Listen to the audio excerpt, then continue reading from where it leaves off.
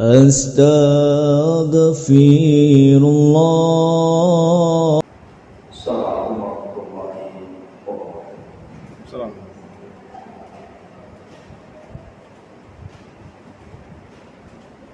Alhamdulillah wassalatu wassalamu ala Rasulillah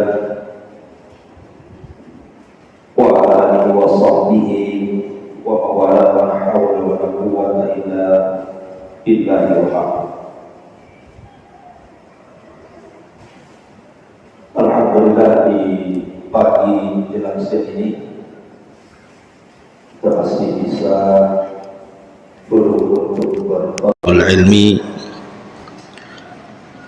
di tengah-tengah aktivitas kehidupan kita, dan sebuah nikmat yang besar tentunya bisa hadir dan duduk di majelis ilmu. Karena majelis ilmu itu disabdakan Nabi sallallahu alaihi wasallam sebagai Riyadul Jannah, taman daripada taman-taman surga. Seandainya di kota Batam ini ada taman yang sangat indah sekali, kemudian ibu-ibu membawa anak dan keluarga duduk di situ, alangkah senangnya. Itu baru di dunia. Bagaimana kalau seandainya taman yang ibu duduk di situ adalah taman-taman surga? Tentu tidak kebayang betapa indahnya taman surga itu. Lah, orang yang duduk di majelis taklim itu sama dengan orang yang duduk di taman-taman surga. Tetapi masih banyak juga rupanya saudara-saudara kita yang tidak tertarik untuk duduk di taman surga ini. Padahal Nabi sallallahu alaihi wasallam bersabda dalam sebuah hadis yang sahih, "Idza marartum birriyadil jannati fartam." Kalau kalian lewat di taman-taman surga, singgah di situ, kata Nabi. Sahabat bertanya, "Wa mariyadul jannah?" Apa sih taman surga itu, wahai Rasul? Maka Nabi sallallahu alaihi wasallam mengatakan, taman surga itu adalah hilaqul dzikri. Orang yang berkumpul dalam rangka berzikir, mengingat Allah Subhanahu wa taala dengan mempelajari mana yang halal, mana yang haram, mana yang boleh, mana yang tidak, dan begitu seterusnya. Dan Allah Subhanahu wa taala mengatakan, "Ala bi dzikrillahi tatmainnul qulub." Ingatlah, dengan terus mengingat Allah itu tenang hati kita. Taib, salawat diiringi salam tahdiahkan kepada Rasul sallallahu alaihi wasallam, dan kita lanjutkan kajian kitab Tauhid, dan kita masuk pada bab ke-37, termasuk syirik, beramal kebaikan tapi tujuannya hanya untuk semata-mata dunia. Ma'asyiral muslimat yang dimuliakan Allah Subhanahu wa taala. Di sini ada dua dalil yang disebutkan oleh muallif rahimahullahu taala. Pertama, surah Hud ayat 15 sampai 16. Allah Subhanahu wa taala berfirman, "Man kana yuridul hayatad dunya wa zinataha nuwaffi ilaihim a'malahum fiha wa hum fiha la yubkhasun ulaika alladzina laysa lahum fil akhirati illa nar wa habita ma sana'u fiha wa batilum ma kanu ya'malun." Barang siapa yang menghendaki kehidupan dunia dan perhiasannya saja, niscaya kami berikan kepada mereka balasan pekerjaan mereka di dunia dengan sempurna, dan mereka di dunia tidak akan dirugikan sama sekali. Mereka itulah orang-orang yang tidak memperoleh di akhirat kecuali neraka, dan lenyaplah di akhirat itu apa yang telah mereka usahakan di dunia, serta sia-sialah apa yang telah mereka kerjakan. Perhatikan ayat ini. Allah Subhanahu wa taala menggambarkan tentang orang-orang yang menghabiskan dunianya hanya untuk dunia. Allah Subhanahu wa taala Rahim, Maha kasih sayang.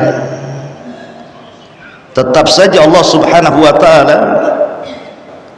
memberikan dari rizkinya kepada siapapun dari hamba-hambanya. Apakah hamba itu mukmin ataukah hamba itu kafir, tetap Allah Subhanahu wa taala anugerahkan rizki kepada mereka. Karena Allah Subhanahu wa taala yu'ti man yuhib wa ma la yuhib. Allah itu memberikan rizki dunia ini baik kepada orang yang dicintai Allah ataupun yang tidak dicintai Allah. Karena dunia di mata Allah Subhanahu wa taala itu tidak ada nilainya. Sebagaimana sabda Nabi sallallahu alaihi wasallam, "Lau kanatid dunya ta'dilu janaha ba'udah, ma saqa kafiran minha syurbata ma'in." Kalau seandainya dunia ini senilai dengan sayap seekor nyamuk, tentu tidak ada satu kafir pun yang akan diberikan minum walaupun setetes air. Jadi kalau seandainya dunia ini ada nilainya walaupun sebesar sayap nyamuk, anggaplah ada nilainya sebesar sayap nyamuk dunia ini. Maka kalau memang memiliki nilai walaupun kecil, tentu orang kafir tidak akan diberikan dunia sedikit pun. Satu tetes air pun tidak akan diberikan kepada mereka. Tapi karena dunia tidak ada nilainya, makanya orang-orang kafir pun ikut menikmati di situ. Bahkan di dunia sendiri hari ini orang yang paling kaya justru orang kafir, bukan orang yang beriman. Dari sini menunjukkan bahwa dunia ini bersyarikat antara mukmin dan kafir. Lalu apa yang dibanggakan? Ma'asyiral muslimat yang dimuliakan Allah Subhanahu wa taala, sebelum saya menjelaskan tentang apa maksud pengarang ketika membuat bab ini, saya ingin menjelaskan satu hal yang paling penting yang berkaitan dengan bab ini. Apa itu? Tentang hinanya sebuah dunia bila dibandingkan dengan kehidupan akhirat. Abdullah bin Umar radhiyallahu anhu dalam sebuah hadis yang disepakati Bukhari dan Muslim pernah menukilkan sabda Nabi sallallahu alaihi wasallam, "Man fatathu salatul asri faka'annama wutira ahluhu wa maluhu." Barang siapa yang luput tidak sholat asar seumur hidupnya satu kali, maka seolah-olah dia ditinggalkan keluarga dan juga seluruh hartanya. Seolah-olah dia tidak punya keluarga, seolah-olah dia punya harta, tidak punya harta seumur hidupnya. Coba perhatikan, mungkin di antara kita, atau kita lihatlah orang-orang awam itu yang mereka tidak peduli dengan sholat. Jangan lagi sholat asar, 5 waktu sholat pun dia tidak sholat. Sholatnya itu nunggu Idul Fitri saja, Bu. itu pun malu kalau tidak sholat, itu pun kalau bangun, kalau tidur ya tak sholat. Kenapa kemudian orang-orang ini yang berani meninggalkan sholat itu, kok berani dia? Kayaknya enteng saja dia meninggalkan sholat itu. Dia tidak paham bahwa satu sholat asar ditinggalkan itu sama dengan menghilangkan keluarga dan hartanya selamanya, kecuali dia bertobat kepada Allah Subhanahu wa ta'ala. Kenapa Rasul sallallahu alaihi wasallam mengatakan seperti itu? Artinya kalau dia melaksanakan sholat asar, maka seolah-olah dia dikembalikan keluarga dan juga seluruh hartanya, menunjukkan bahwa amalan yang sedikit tetapi diberikan dunia yang banyak, tetapi meninggalkan amalan yang kecil yang sedikit bisa meninggalkan padanya dunia dan seluruhnya. Ini menunjukkan apa? Hinanya dunia. Bahkan lebih jelas lagi, Nabi SAW mengatakan raka'atul fajri khairun minad dunya wa ma fiha. 2 rakaat salat sunnah fajar, Bu, setelah adzan sebelum qomat, pahalanya lebih baik dibandingkan dunia dan isinya. Bayangkan 2 rakaat sunnah, padahal belum cerita wajib, baru sunnah, itu lebih besar nilainya dibandingkan dunia dan isinya. Apa isi dunia itu? Macam-macam kan. Seandainya ibu diberikan satu kota Batam saja,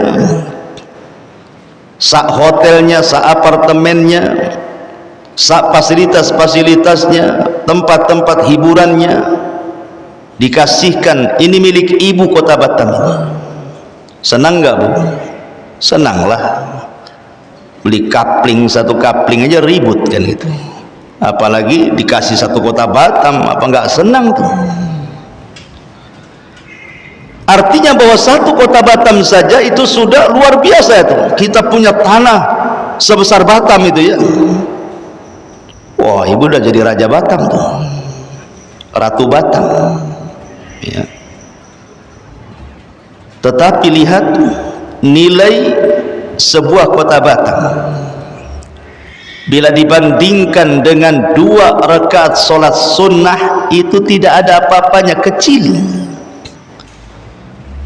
Karena bandingannya bukan kota Batam, satu dunia, dibandingkan dengan 2 rakaat fajar, itu kecil. Menunjukkan hinanya dunia, Bu, di sini. Makanya bahasa Arab ad-dunya, kenapa disebut dunia itu? Pertama karena dunia itu al-ula, kehidupan pertama. Disebut dunia itu karena kehidupan pertama, artinya ada kehidupan berikutnya. Yang kedua disebut dunia, itu dunia karena dia adalah darun faniyah, tempat yang tidak akan kekal selamanya. Dan kenapa disebut dunia?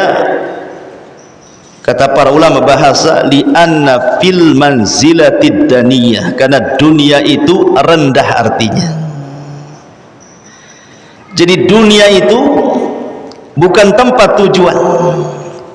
Dunia itu sangatlah fana, tidak mungkin mengekalkan. Dan dunia ini sangat rendah, itu makna dunia. Lalu apa yang dibanggakan dengan dunia? Orang-orang yang sombong-sombong itu bangga dengan dunia. Ma'asyiral muslimat yang dimuliakan Allah Subhanahu wa taala. Bahkan Nabi sallallahu alaihi wasallam mengatakan dalam hadis yang dikeluarkan Muslim dalam sahihnya, dari Abi Hurairah radhiyallahu an, Rasul bersabda, la an aqula subhanallah walhamdulillah wa la ilaha illallah wallahu akbar ahabbu ilayya mimma tala'at alaihi syamsu. Kata Nabi, kalaulah aku mengucapkan subhanallah walhamdulillah wala ilaha illallah Allahu akbar, itu lebih aku cintai, kata Nabi, dibandingkan matahari yang terbit dari timur dan menerangi cahaya bumi. Coba bayangkan, matahari ini adalah sirrul hayah, rahasia kehidupan manusia. Kalau tidak ada matahari, manusia bisa mati. Seolah-olah Rasul mengatakan orang yang mengucapkan subhanallah walhamdulillah wala ilaha illallah Allahu akbar lebih Rasul cintai daripada seluruh kehidupan dunia. Menunjukkan hinanya dunia dan mulianya akhirat. Bahkan Nabi SAW mengatakan juga, ribatu yaumin fi sabilillah khairun minad dunya wa ma fiha, rawahu Muslim. Seseorang yang berjaga satu hari saja di jalan Allah Subhanahu wa taala itu lebih baik daripada dunia dan isinya. Lihat bagaimana Nabi SAW menggambarkan betapa hinanya dunia ini. Bahkan dalam hadis Jabir radhiyallahu an yang dikeluarkan Imam Muslim, suatu ketika Nabi SAW lewat di sebuah pasar. Tiba-tiba kemudian Nabi SAW mendapatkan bangkai kambing yang putus kedua telinganya. Bangkai kambing mati, putus dua telinganya itu. Kemudian Nabi SAW, karena di situ banyak para sahabat, kata Rasul, ayyukum yuhibbu anna hadza lahu bidirhamin. Kata Rasul, siapa di antara kalian yang mau membeli bangkai kambing yang rusak telinganya ini? Enggak mahal-mahal, 1 dirham saja, kata Nabi. Faqalu, maka para sahabat mengatakan, ma nuhibbu annahu lana bi syai'in wa ma nasna'u bihi. Kata para sahabat Rasul, kami tidak suka dengan bangkai kambing. Kalaupun dia hidup, untuk apa, katanya. Walaupun 1 dirham sekalipun kami tidak mau membelinya. Maka Nabi SAW mengatakan, wallahi demi Allah, la dunya ahwan 'ala Allah min hadza 'alaikum. Kata Nabi SAW, demi Allah, dunia jauh lebih hina dibandingkan bangkai ini untuk kalian. Lihat betapa hinanya di pandangan Nabi SAW dunia ini. Apalagi kalau seandainya dibandingkan dengan sorga, makin gak ada apa-apanya dunia itu. Makanya Rasul mengatakan, inna maudhi'as sauti fil jannati khairun minad dunya wa ma fiha. Tempat semetiknya, Bu, tempat semetiknya di sorga itu masih lebih baik dibandingkan dunia dan isinya. Baru tempatnya itu, 1 cemeti saja, 1 cambuk, itu lebih baik dibandingkan dunia dan isinya. Kenapa kok dunia ini sehina ini gitu ya di mata Rasul SAW dan juga para sahabat?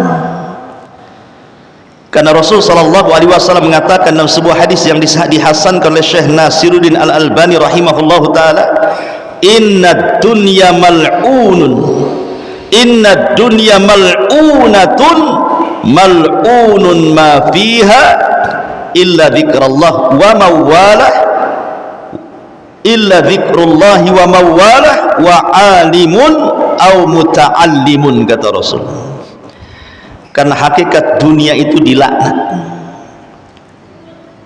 dan juga dilaknat orang-orang yang hidup di atas dunia, kecuali orang-orang itu senantiasa mengingat Allah dan ibadah-ibadah yang sejenisnya, atau dia orang alim, atau dia orang yang mengajarkan ilmunya, orang yang mengajarkan ilmu atau orang yang belajar ilmu. Dari sini maka kenapa kemudian dunia ini di mata bagi mukmin itu penjara? Sampai Rasul mengatakan ad-dunya sijnul mu'min wa jannatul kafir. Dunia ini penjara bagi orang yang beriman, surga bagi orang kafir. Karena dunia bagi orang yang beriman itu tidak menyenangkan. Dunia bagi orang yang beriman itu tidak menyenangkan, tapi dunia bagi orang kafir itu menyenangkan. Walaupun dia hidup mewah, andailah seorang ibu ini kaya raya, amin bu kalau dibilang kaya tuh. Jadi tetap saja kan bu, sekaya apapun ibu, kalau ibu seorang mukmin masih tidak boleh meninggalkan sholat, masih tidak boleh meninggalkan puasa Ramadan, masih tetap harus zakat, masih tetap menyempurnakan syarat Islam dengan haji, masih tetap dianjurkan hadir di majelis ta'lim. Belum bebas ya, 5 waktu terhalang dengan sholat 5 waktu, belum bebas ya. Dunia itu penjara bagi orang yang beriman. Kalau ingin bebas bu, tidak ada sholat, tidak ada puasa, tidak ada zakat, tidak ada ibadah-ibadah yang lain, murni menikmati hidup saja, masuk surga bu. Surga itu kerjanya makan, minum, melakukan hubungan suami istri, hura-hura, senang-senang, karena semua halal. Tapi selama belum masuk surga, jangan harap itu. Dunia ini masih penjara bagi kita. Bahkan tidak ada tahu sebuah nilai dunia kecuali Allah yang menciptakannya. Tidak ada yang lebih tahu tentang nilai sebuah dunia kecuali zat yang menciptakan dunia. Siapa? Allah. Lihat Allah berfirman, ma indakum yanfud wa ma indallahi bakin. Harta atau dunia yang ada di sisi kalian pasti lenyap, tetapi yang ada di sisi Allah itulah yang kekal. Dan kita bisa saksikan bu ya, dunia ini tidak kekal. Lihat apabila datang musibah yang Allah kirim, kemudian menghantam rumah-rumah orang-orang kaya, kemudian roboh seketika, mana lagi kekayaannya? Kalau Allah mau, Allah bisa cabut seketika. Kalau Allah mau, bisa Allah bentangkan seketika. Ada orang-orang yang menumpuk-numpuk harta dari muda sampai tua. Hartanya banyak, tanahnya banyak, sampai julukannya Tuan Takur.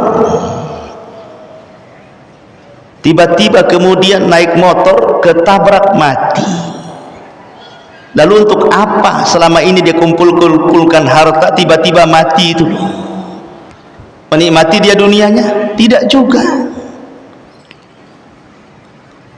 Makanya Allah Subhanahu wa taala mensifatkan dunia ini, wa mal hayatud dunya illa laibun wa lahwun wa zinatun. Allah mengatakan i'lamu annamal hayatud dunya laibun wa lahwun wa zinatun wa tafakhurun bainakum wa takathurun fil amwali wal aulad. Kata Allah, kehidupan dunia ini hanya main-main, hanya permainan saja, dan sesuatu yang bisa melalaikan. Dunia ini hanya perhiasan, bermegah-megah di antara kalian, bermegah-megah dengan banyaknya harta dan anak. Itulah dunia. Apa sih dunia itu? Itulah dunia. Lihat bagaimana Allah Subhanahu wa taala menggambarkan dunia. Makanya Allah mengatakan bal tu'thirunal hayatad dunya wal akhiratu khairun wa abqa. Kalian hendak mementingkan kehidupan dunia, kata Allah, akhirat itu jauh lebih kekal dan lebih baik, kata Allah. Begitulah Allah Subhanahu wa taala menggambarkan dunia. Bahkan lebih tegas lagi, perhatikan Allah katakan dalam surah Al-Kahfi 45, wadrib lahum mathalal hayatid dunya kama in anzalnahu minas sama fakhtalata bihi nabatul ardi fa asbaha hashiman tadhuruhu rih wa kana Allahu ala kulli syai'in muqtadira.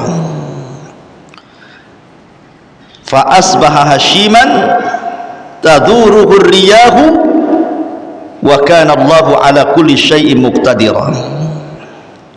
Dan buatkanlah untuk mereka manusia itu perumpamaan kehidupan dunia ini. Kehidupan dunia ini, kata Allah, ibarat hujan yang diturunkan Allah dari langit sehingga menyuburkan tumbuh-tumbuhan di bumi. Kemudian tumbuh-tumbuhan itu menjadi kering, kemudian menguning, kemudian rapuh, diterbangkan oleh angin, dan Allah Maha Kuasa atas segala sesuatu. Perhatikan Bu, kalau ibu dulu seorang petani, atau mungkin punya orang tua seorang petani, atau mungkin punya kawan seorang petani, tanya kepada petani itu, bagaimana permulaan menanam padi sampai dia menguning. Awalnya diletakkan biji, kemudian disemai, kemudian diletakkan di sawah, kemudian diberi pupuk, akhirnya kemudian dia tumbuh subur, menghijaulah sesaat, kemudian keluar biji-biji beras. Setelah kemudian biji-biji beras itu siap dipanen, menguninglah daunnya. Setelah menguning daunnya, hancurlah daun-daun itu, datang angin, terbang sedikit demi sedikit, akhirnya tidak tersisa yang di sawah itu. Allah ingin menggambarkan bahwa kehidupan manusia itu kurang lebih dengan padi. Awalnya ibu, benih yang dipilih Allah dari sekian juta benih seorang bapak yang dibenihkan kepada ibunya, ibulah terpilih. Jadi pula kemudian lahir ke dunia, masih kecil, perlu dirawat, sama dengan bayi. Kalau padi itu kan dirawat juga, dikasih pupuk, dikasih apa gitu, sama manusia pun dirawat kecil-kecil, kemudian membesar, kemudian menjadi remaja, menjadi dewasa, menjadi tua, balik lagi kayak anak-anak Bu, akal pun hilang, nyusahkan orang, kemudian innalillahi wa inna ilaihi rajiun. Ada batasnya manusia itu. Itulah dunia. Makanya saya heran kalau seandainya ada orang yang sudah tua gitu ya, sudah kaya, kok tidak berhenti bekerja ya. Dia kaya, seandainya dia pensiun gitu ya, kekayaannya itu cukup untuk menghidupi dia sampai mati. Tapi rupanya ada istilah tua-tua keladi, makin tua jadi dia. Justru makin tua itu bisnisnya makin kencang dia. Dia nggak nyadar bahwa dia akan mati itu. Baru ketika dia merasakan sakit parah, dekat dengan ajalnya, baru dia nyesal di situ. Apa harus menunggu seperti itu? Nunggu haraman mufannida, nunggu pikun dulu gitu ya. Makanya Rasul mengatakan badiru bil amal, bersegera beramal. Karena dunia ini sifatnya melalaikan. Dunia ini sesuatu yang tidak akan puas dicari. Makanya nanti ada hadis yang kita akan baca, ta'isa abdud dinar wa ta'isa abdud dirham. Celaka hamba dinar dan dirham. Ya. Ma'asyiral muslimat yang dimuliakan Allah Azza wa Jalla. Bahkan ada satu kisah daripada Nabi Musa ketika belajar kepada Khidir. Apa kisahnya Bu? Jadi suatu ketika Nabi Musa itu naik perahu bersama Khidir, Nabi Allah Khidir. Tiba-tiba kemudian ada burung terbang, kemudian nukik dan patuknya itu mengenai air lautan. Kemudian dia meneguk air itu dalam paruhnya, kemudian terbang lagi.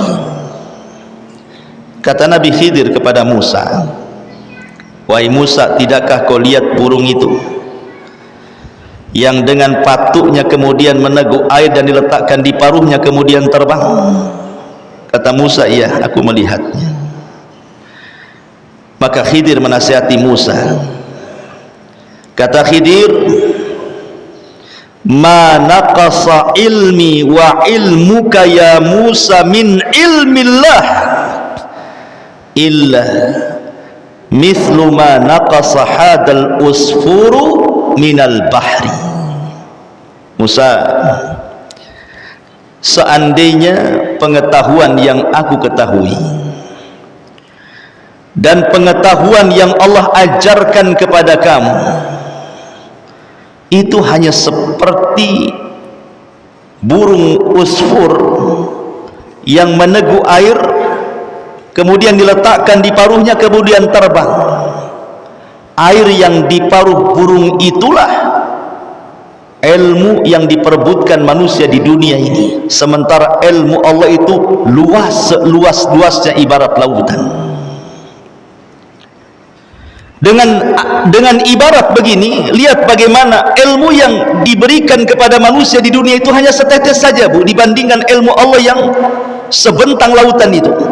Tapi dengan setetes itulah jadilah orang dokter dengan kecerdasannya, jadilah dia insinyur dengan kecerdasannya, jadilah dia profesor, jadilah dia penemu, jadilah dia orang cerdas, jadi ulama, jadi peneliti. Lihat, menunjukkan apa?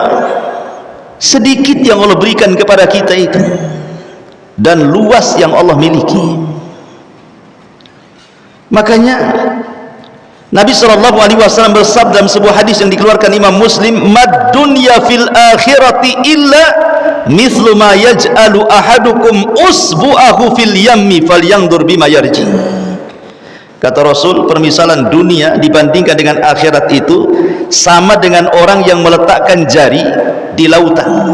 Ibu main-main ke Barelang, ke pinggir lautan tuh, letakkan jari, celupkan di air lautan, kemudian angkat. Pasti di ujung jari itu kan ada air yang menetes. Kata Rasul, permisalan dunia dengan akhirat itu sama dengan salah seorang di antara kalian menyelupkan telunjuknya ke lautan, kemudian lihat apa yang terjadi. Cuman satu tetes saja. Itulah yang diperebutkan manusia, satu tetes itu. Ya. Artinya bahwa apa yang di sisi Allah itu jauh lebih kekal dan lebih baik. Allah mengingatkan itu, jangan terlena dengan kehidupan dunia. Saya akan contohkan beberapa kisah biar menarik, Bu, ya. Abu Bakar Siddiq radhiyallahu anhu ketika menjadi khalifah pertama setelah meninggalnya Rasul, dia banyak membebaskan negeri-negeri sampai ke negeri Romawi dan juga Persia. Walaupun tidak dikuasai seutuhnya, tapi sudah sampai ke sana. Artinya banyak ghanimah, harta rampasan perang, kemudian harta melimpah, luar biasa. Tetapi ketika Abu Bakar meninggal dunia, apa kata Aisyah radhiyallahu anha?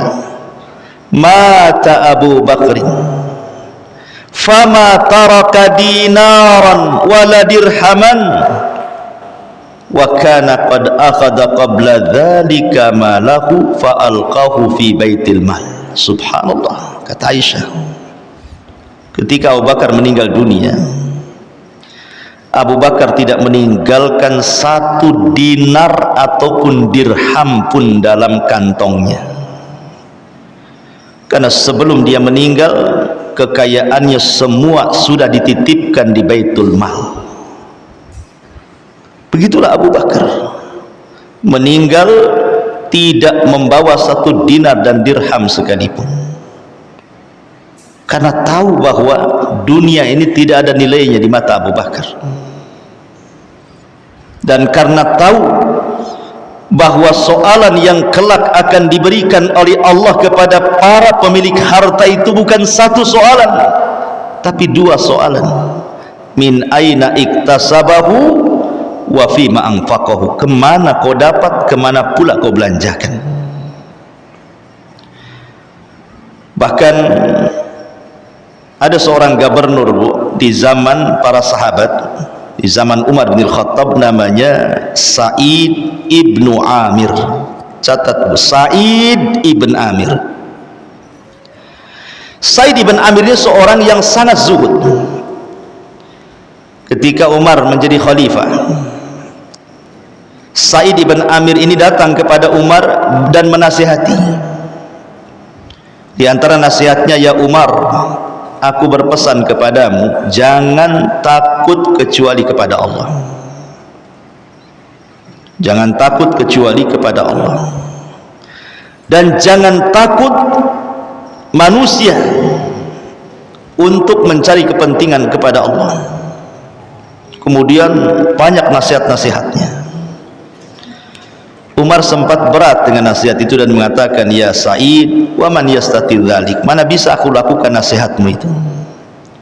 Tapi Sa'id ibn Amir meyakinkan bahwa Umar bisa. Melihat keikhlasan daripada Sa'id ibn Amir ini, akhirnya Umar pun memaksa dia untuk menjadi qadhi, gubernur di Himsah, di Syam. Tapi dia tolak, enggak mau. Akhirnya Umar marah dan mengatakan, waihakum wada'tum hadal amri fi unuki, celaka engkau, engkau yang meletakkan aku menjadi pemimpin, tapi engkau pula tak mau diperintah, katanya. Akhirnya kemudian Umar pun mengatakan, kau harus jadi gubernur Himsah. Terpaksalah akhirnya kemudian Sa'id ibn Amir ini jadi gubernur di Himsah. Setelah waktu berlalu, dia jadi gubernur di Himsah, dicintai rakyatnya karena keadilannya. Himsah ini suatu ketika terkena pacaklik hebat, sehingga banyak terjadi kelaparan di mana-mana. Akhirnya untuk memulihkan ekonomi Himsah, diutuslah orang pilihan, orang-orang yang terpercaya untuk menghadap kepada Umar di kota Madinah dan menceritakan kepada Umar tentang kondisi Himsah. Siapa tahu Umar bisa memulihkan ekonomi yang ada di Himsah.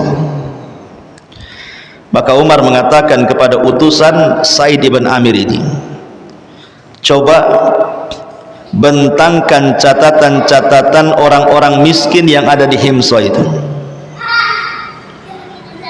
Maka dikasihkanlah catatan orang-orang yang ada di Himsah, orang-orang fakir yang akan dibantu oleh Umar itu. Dibaca satu, si anu. Tiba-tiba Umar terperanjat. Rupanya di antara orang-orang miskin yang ada pada catatan utusan dari Himsah ini, terdapat nama Sa'id ibnu Amir. Subhanallah, gubernur, Bu, masuk deretan orang-orang miskin. Akhirnya Umar pun mengatakan, ini siapa ini Sa'id bin Amir ini? Maka utusan itu mengatakan, dia gubernur kami wahai Amirul Mukminin. Fabaka. Maka Umar pun menangis. Kok ada gubernur masuk di catatan orang miskin? Pertanyaannya sederhana, ada enggak gubernur di Indonesia yang masuk pada kategori orang miskin menurut daerah sekitar? Enggak ada ceritanya, Bu. Gubernur di negeri kita ini semuanya kaya, enggak ada orang miskin. Bahkan syarat jadi gubernur harus kaya malah, ya. Kalau enggak kaya enggak jadi dia gubernur. Makanya Umar kemudian dia kasihan dengan Sa'id ibn Amir. Akhirnya dia pun menitipkan harta yang banyak dan dikatakan kepada utusan itu, berikan harta ini kepada gubernurmu Sa'id ibn Amir. Pulanglah utusan ini, kemudian meletakkan harta di hadapan Sa'id ini. Tiba-tiba Sa'id ini menangis. melihat harta sebanyak itu dari Amirul Mukminin dan mengatakan, inna lillah wa inna ilaihi raji'un, inna lillah wa inna ilaihi raji'un. Istrinya kaget mendengar Sa'id ibn Amir tiba-tiba berteriak, inna lillah wa inna ilaihi raji'un. Kata istrinya, amata Amirul Mukminin? Apakah Amirul Mukminin meninggal sehingga engkau mengatakan inna lillah wa inna ilaihi raji'un? Katanya. Kata Sa'id, bahkan perkaranya jauh lebih dahsyat dibandingkan meninggalnya Amirul Mukminin, katanya. Bingunglah istrinya, apa maksudnya? Kemudian ditunjukkan harta yang banyak yang baru sampai yang diberikan oleh Amirul Mukminin. Ini harta ini yang lebih dahsyat dibandingkan kematian Amirul Mukminin, katanya. Saya kira, Bu, kalau ibu jadi istrinya Sa'id ibn Amir, kira-kira ibu mau ngomong apa tuh? Pasti ibu mengatakan alhamdulillah, sujud syukur. Wah, kebetulan nih kulkas belum kebeli, cicilan belum lunas, gitu ya. Rumah pula belum direnov. Itu ibu tuh kalau di posisi istrinya Sa'id ibn Amir. Tetapi istrinya Sa'id ibn Amir mengatakan kepada suaminya, kalau begitu takhallas minha, kalau engkau tidak mau dari harta hadiah dari Amirul Mukminin Umar bin Khattab, kalau begitu lepaskan dirimu dari harta itu. Lihat saran istrinya. Maka kemudian Sa'id pun meletakkan harta itu, kemudian membagi-bagikan kepada fuqara wal masakin sampai tidak tersisa sedikit pun. Lihat, begitulah takutnya akan dunia para sahabat. Ini yang laki-laki, Bu, ya. Saya cerita yang perempuan lah. Ibu kenal Ummu Sulaim, Bu, radhiyallahu an. Kenal, Bu, ya? Kenalan di mana, Bu? Ummu Sulaim ini radhiyallahu anha ketika menjanda karena Nadhr ibn Malik ibn Nadhr, suaminya kafir, kemudian meninggalkan Ummu Sulaim, kemudian mati di perjalanan menuju Syam. Adalah seorang duda kaya raya. Duda ini kaya raya, ganteng pula dia, dihormati pula kaumnya, dan memiliki keperkasaan yang luar biasa. Siapa? Abu Talha radhiyallahu anhu. Yang disabdakan Rasul, jeritan satu kali Abu Talha dalam peperangan lebih baik daripada 100 penunggang kuda. Keberaniannya Abu Talha, sudah pemberani, kemudian ganteng, kemudian kaya, dihormati. Kira-kira kalau melamar ibu, Bu, ditolak nggak orang kayak gini, Bu? Enggak lah, yang jelek saja diterima, yang penting kaya. Makin ganteng pula dia, makin iya kan, begitu jawabannya. Tapi Ummu Sulaim ini menolak mentah-mentah tuh, ditolak lamarannya. Padahal wanita-wanita di zaman itu kepengen dilamar oleh Abu Talha, ditolak. Padahal Ummu Sulaim ini hidupnya susah setelah meninggalnya suaminya tuh. Apa yang menjadikan Ummu Sulaim menolak lamaran Abu Talha tuh, yang ganteng, yang kaya, yang terhormat itu? Rupanya cuma satu alasannya, Bu, karena Abu Talha kafir, itu saja. Coba dia muslim, mau dia? Ya. Itu yang menyebabkan Ummu Sulaim tak mau menerima lamaran siapa? Lamarannya Abu Talha. Makanya dia mengatakan kepada Abu Talha, tidak layak wanita-wanita menolak lamaran wahai Abu Talha. Akan tetapi aku tolak karena engkau seorang kafir penyembah berhala. Akhirnya Abu Talha pun belakangan masuk Islam demi mendapatkan Ummu Sulaim. Akhirnya menikah Ummu Sulaim dengan Abu Talha. Begitulah Ummu Sulaim mengajarkan bahwa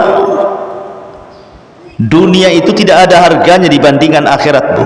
Itu maksudnya. Dunia itu tidak ada harganya dibandingkan akhirat. Sekaya apapun engkau wahai Abu Talha, seganteng apapun engkau wahai Abu Talha, sehebat apapun engkau wahai Abu Talha, semulia apapun di tengah-tengah kaum wahai Abu Talha, kalau engkau kafir, sorry, maaf, pergi kau dari sini.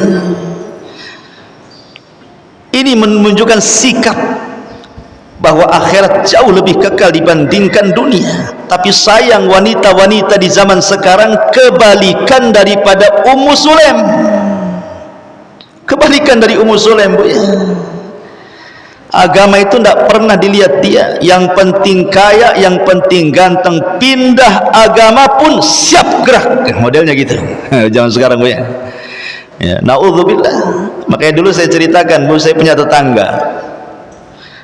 Tetangga ini wanita muslimah, Bu. Kemudian menikah dengan laki-laki kaya tapi Nasrani. Dia enggak peduli dengan agama, nikahlah dia dengan suaminya yang beragama Nasrani itu. Kemudian punya anak, dipaksa murtad dia gara-gara suaminya tuh. Lamalah berumah tangga, tiba-tiba suaminya selingkuh, Bu. Selingkuhnya pula sama wanita muslimah. Kemudian mau nikah dengan dia, tapi wanita muslimah ini mengatakan, saya tidak mau menikah dengan kamu sampai kau jadi mu'alaf, katanya. Akhirnya nikah dia dengan wanita muslimah ini, kemudian menjadi mu'alaf. Dengar nikah, minta cerai istri pertamanya. Ketika cerai dengan suaminya, istri pertamanya yang dulunya seorang muslimah masuk Nasrani gara-gara suaminya, makin gila Nasraninya. Dia nggak mau kembali ke Islam. Yang suaminya pula setelah menikah dengan wanita muslimah jadi baik pula dia mu'alafnya. Ya Allah, memang dunia ini aneh-aneh ceritanya. Ya, lihat bagaimana dia bisa mengorbankan agama hanya dunia yang hina ini, Bu. Karena dia tidak paham bahwa dunia ini sangat hina di mata Allah, di mata Rasulnya, dan di mata salafuna saleh. Satu lagi cerita, ya. Jadi ada seorang sahabat namanya Abdullah ibn Amr ibn As. Abdullah ibn Amr ibn As radhiyallahu anhu. Nabi SAW suatu ketika mengatakan kepada Amr ibn As ini untuk segera datang kepadanya, membawa senjatanya, membawa baju besinya, menghadap Rasul. Maka kemudian menghadaplah Amr bin As ini kepada Nabi SAW. Kata Nabi SAW, ya Amr, saya ingin mengutusmu menjadi pemimpin pasukan dalam Sariyah. Pasukan yang tidak dipimpin Nabi disebut Sariyah. Engkau akan diutus untuk menyerang Bani Fulan dan Fulan, dan saya pastikan kau akan menang, dan engkau akan mendapatkan harta rampasan perang yang begitu melimpah. Pergi wahai Amr. Kata Amr bin As mengatakan kepada Rasul, aku ini masuk Islam bukan karena mencari harta dunia, tidak, tetapi aku masuk Islam itu betul-betul ingin beragama Islam dan tidak mau pisah darimu. Jadi ketika Rasul menceritakan akan mendapatkan harta rampasan perang itu, dia mengatakan, ya Rasul, bukan itu yang aku cari setelah aku masuk Islam itu. Aku hanya ingin dekat dengan kamu saja. Maka kemudian Rasul memuji Amr ibn As dan mengatakan, ya Amr, ni'mal malus salihu li rajulin salihi. Wahai Amr, sebaik-baik harta itu adalah harta yang dipegang orang soleh. Sebaik-baik harta apabila dipegang orang soleh, seburuk-buruk harta apabila dipegang orang jahat. Jadi kesimpulannya tadi Bu, yang kita ceritakan dari awal sampai akhir, bahwa harta itu sesuatu yang hina dibandingkan dengan akhirat. Lalu apa yang mau dibanggakan dengan harta? Apalagi sampai menyombongkan dengan harta. Qarun, manusia yang paling kaya, tidak ada manusia sekelas Qarun hari ini. Tetapi Allah katakan wa khasafna bihi wa bidarihil arda, kami tenggelamkan Qarun seharta-hartanya. Fir'aun yang sombong dan mengatakan alaysa li mulku Misra wa hadhil anharu tajri min tahti, bukankah aku raja Mesir dan seluruh sungai-sungai dan lautan Mesir di bawah kakiku, kata Fir'aun. Sombong dia. Karena sombongnya Allah katakan wa aghraqna ala fir'auna wa antum tanzurun, kami tenggelamkan Fir'aun dan pasukannya dan kau bisa melihatnya. Namrud, siapa yang tidak kenal Namrud? Raja yang paling kaya, sombong, ngaku Tuhan. Kemudian Allah utus seekor nyamuk masuk di hidungnya, bersarang di kepalanya 40 tahun. Kemudian dia disuruh pembantunya untuk memukul-mukul setiap hari dengan sendalnya kepalanya. Akhirnya setelah 40 tahun mati gara-gara seekor nyamuk. Al-Walid ibn Mughirah, orang yang dibentangkan kekayaannya di zaman Rasul, tetapi dia menghina Rasul dan mengatakan Quran itu ucapan manusia, Quran itu adalah wahyu impor dari luar sana, bukan ucapan Allah. Maka Allah katakan dalam surah Al-Mudaththir kepada Al-Walid ibn Mughirah, sa'uslihi saqar, kami akan masukkan si Walid ke neraka Saqar. Siapa lagi? Abu Lahab, Abu Jahal, orang-orang yang menyombongkan diri dengan hartanya berakhir dengan sangat tragis.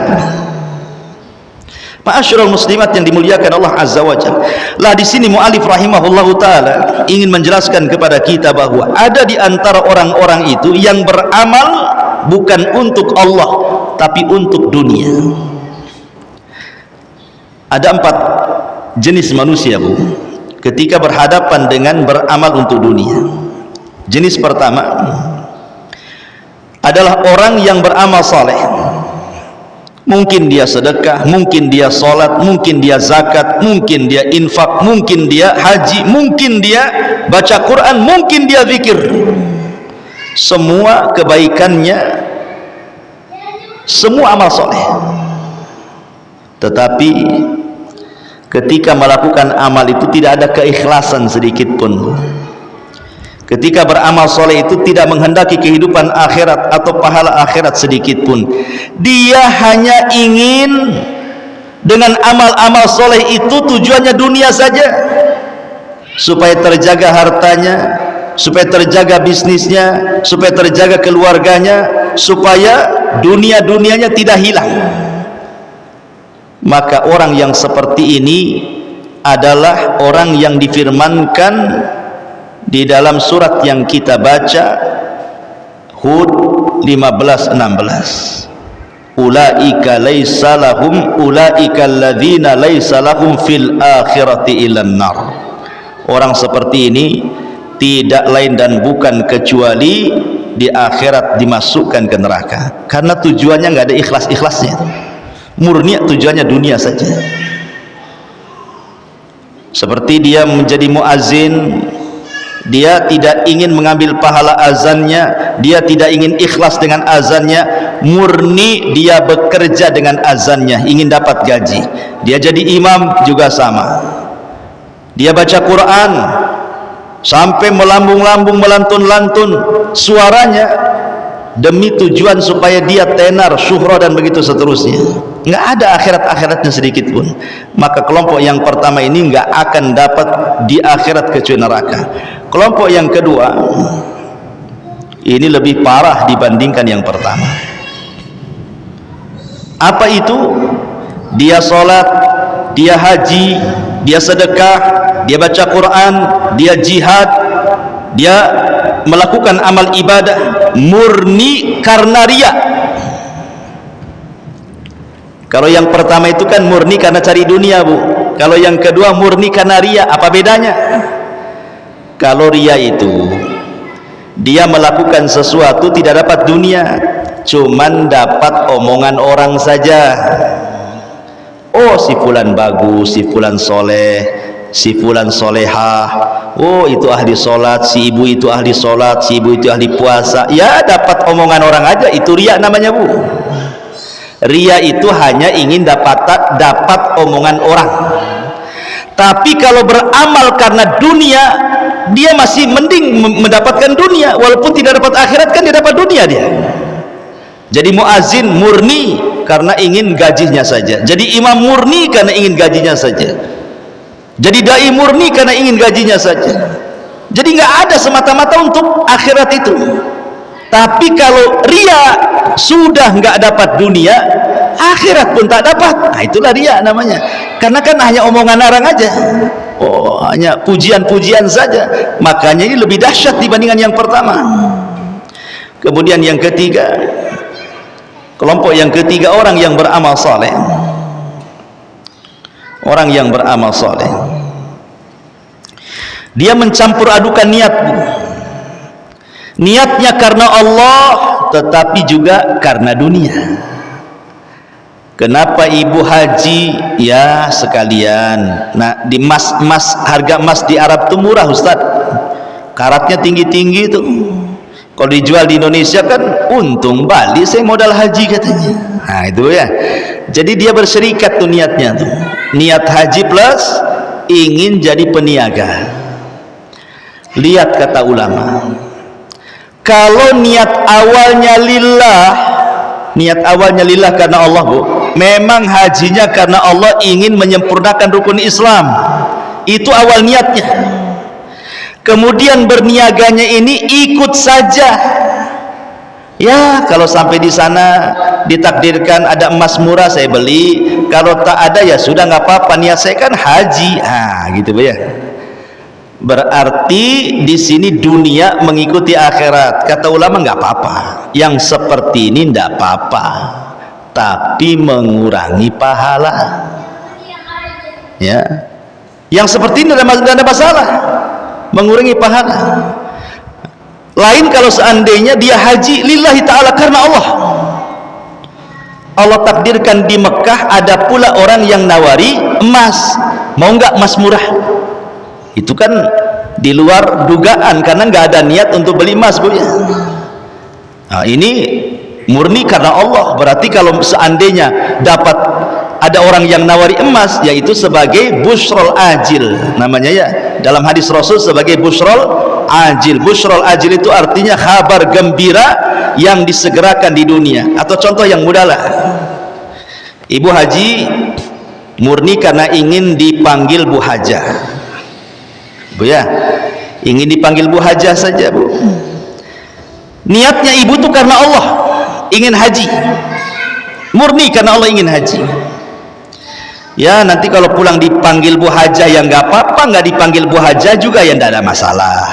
Ya, berarti panggilan Bu Hajahnya itu kan ngikut kepada akhirat, nggak masalah.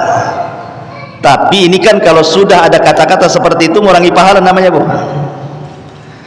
Lain dengan kelompok yang kedua, ibu ini murni haji, tidak mau dipanggil Bu Hajah. Karena sholat aja tidak mau dipanggil Bu sholat kan, sama-sama rukun Islam tuh. Ya, tiba-tiba pulang dari haji, ibu sudah nutup-nutupi hajinya, sudah pakai cadar, nggak tahu siapa ibu kan. Betul-betul ikhlas, orang kalau bisa jangan tahulah ibu itu haji. Tiba-tiba pulang, kok tetangga pada tahu Bu Hajah, Bu Hajah. Nah, berarti itu kan di luar dugaan, Bu. Itu namanya busrol ajil. Busrol ajil itu artinya kabar gembira yang segerakan di dunia. Ini tidak ada masalah. Ya, jadi itulah 4 kelompok yang terjadi dengan orang yang beramal soleh karena tujuan dunia.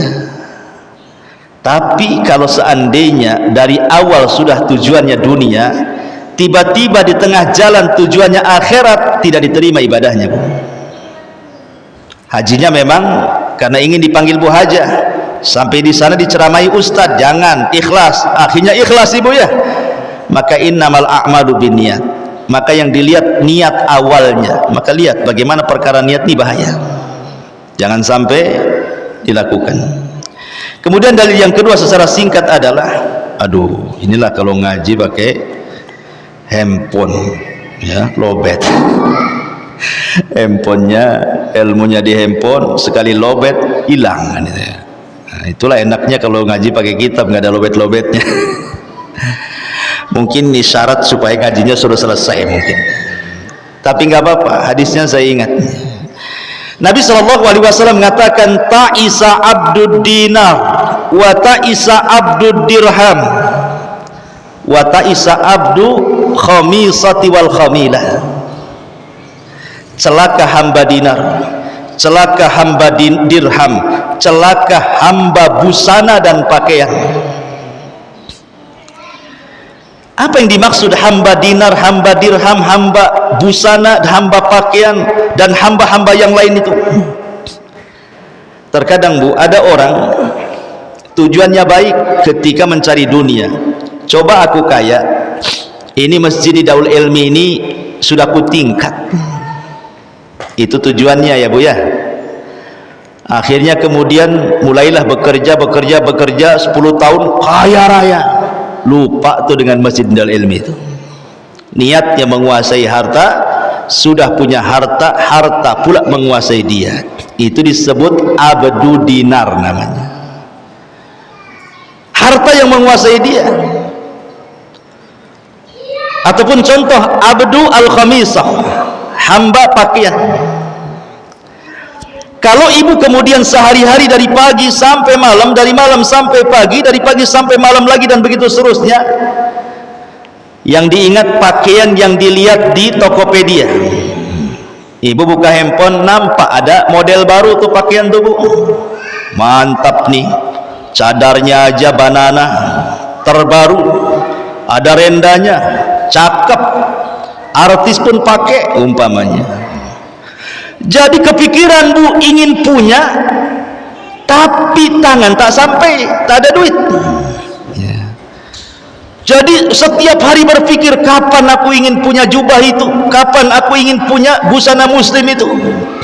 Sampai ke bawah mimpi Bu, sampai ke bawah mimpi.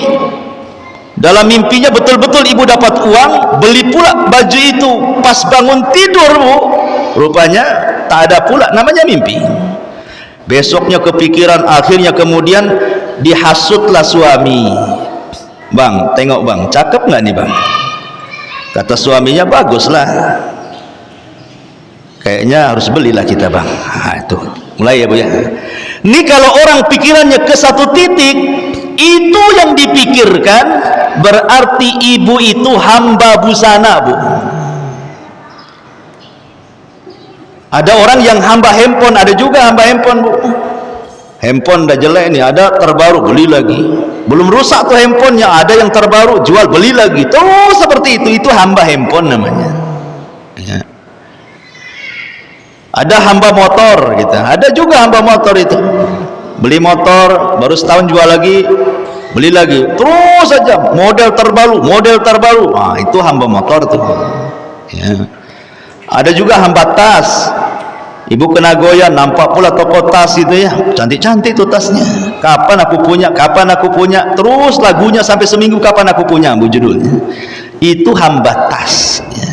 Jadi hamba-hamba dunia itu, hamba dinar, hamba uang, hamba tas, hamba pakaian, hamba perempuan, hamba kendaraan, hamba semuanya hamba. Di sini menunjukkan bahwa dunia itu terkadang menundukkan pelakunya, sehingga dibuatnya orang yang mencari itu menjadi hambanya. Dan kalau sudah sampai tingkat itu, ta'isa, kata Rasul. Apa ta'isa itu? Celaka. Kalimat ta'isa ini, kata ulama, boleh jadi dalam bentuk doa, boleh jadi dalam bentuk khobar. Kalau dalam bentuk khobar artinya Rasul mendoakan mudah-mudahan celaka tuh hamba-hamba yang seperti itu. Ataupun khobar bahwa orang yang menghambakan diri pada dinar, dirham, pakaian, tas, sepatu, sandal dipastikan celaka, walaupun dia mendapatkan duitnya, mendapatkan tasnya, mendapatkan bajunya, mendapatkan sandalnya, mendapatkan dunianya, tetap celaka. Itu kalau di makna khobar. Kok tetap celaka Ustaz? Ya, tetap celaka. Ibu kepengen baju nih, tetap celaka kalau jadi hamba baju. Kenapa? Karena kalaupun sudah didapat baju itu, Bu, nanti ibu kepengen baju yang lain. Habis dibeli baju yang lain, kepengen baju yang lain lagi. Sampai kapan menghambakan diri kepada baju itu? Makanya dianggap celaka, karena ada dua yang tidak akan puas dicari manusia, dunia dan ilmu. Gak akan puas selamanya akan menghambakan, kecuali orang-orang yang beriman, beramal saleh, saling menasihati dengan kebenaran dan juga saling menasihati kesabaran. Wallahu a'lam bishawab. Ini yang bisa saya sampaikan. Baik, sebelum kita tutup, silahkan kalau ingin bertanya.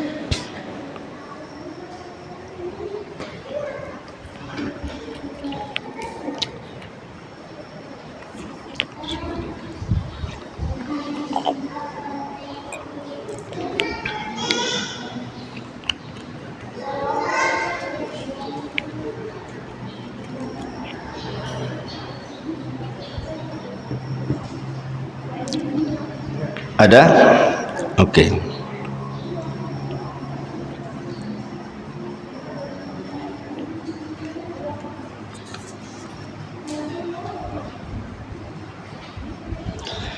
Bagaimana caranya menjaga dan mendapatkan keuntungan dalam perniagaan sesuai tuntunan Islam? Apakah ada ketentuan proses, persentase atau syarat lainnya?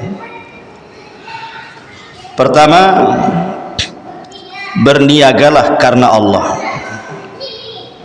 Berniaga karena Allah supaya berkah. Niat dulu yang pertama. Yang kedua, berdoa agar perniagaannya diberkahi dengan cara jadilah orang jujur dalam berniaga. Jangan dusta, jangan mendolimi orang, jangan mengambil hak orang, jangan goror, jangan zalim, dan begitu seterusnya. Kemudian di sini ketentuan prosentase, maksudnya prosentase ini pembagiannya atau gimana? Ini berarti berniaga berserikat. Ya, berniaga berserikat. Ya, kalau berserikat jelas harus ada pembagian-pembagian sesuai dengan syarat yang sudah disepakati masing-masing yang berserikat dalam penanaman saham itu. Apakah dia sebagai jual beli syirkah ataukah dia dalam jual beli mudharabah? Syirkah itu sama-sama pakai modal, kamu modal 50, aku modal 50. Mudharabah, kamu yang punya modal, aku yang memainkan modalmu. Itu mudharabah namanya.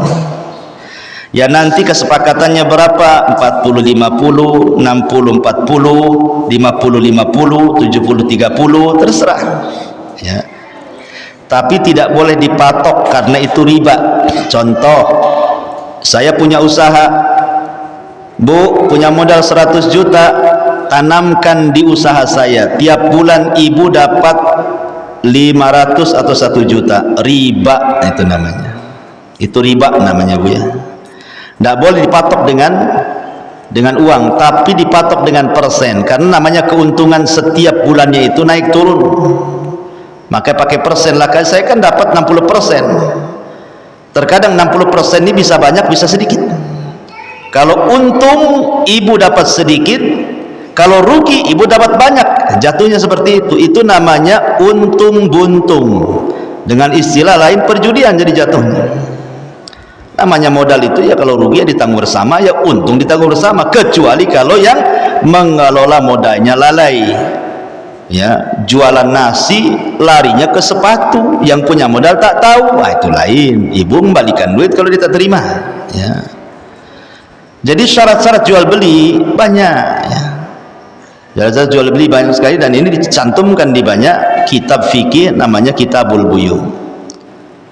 Ya, yang jelas Bu, jadilah pedagang yang jujur, jadilah pedagang yang amanah, banyak-banyak berdoa, ya, tidak perlu berambisi dengan dunia, yang jelas jalankan saja, nanti Allah yang mengaturnya tuh. Ya. Wallahu a'lam. Sudah Bu, ikan sepat ikan bagus, apa? Ikan sepat ikan gabus katanya, lupa saya. Makin cepat makin bagus. Cepat balik Bu ya. Subhanakallah bihamdika asyhadu an la ilaha illa anta astaghfiruka wa atubu ilaik. Allahu ta'ala alam. Assalamualaikum warahmatullahi wabarakatuh.